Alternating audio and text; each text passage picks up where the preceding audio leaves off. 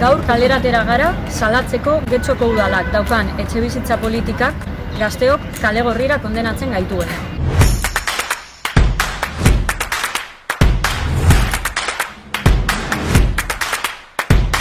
Erakundeen eredua etxebizitzarekin espekulazioa eta negozioa garatzea izan da, etxebizitza eskubidea bermatu beharrean. Getxoko datuak bereziki larriak dira. Izan ere, alokairuaren bataz besteko prezioa 850 eurokoa da. Gainera, herrian 902 etxebizitza huts ditugu. EH Bildutik argi daukagu bestelako eredu bat posible dela.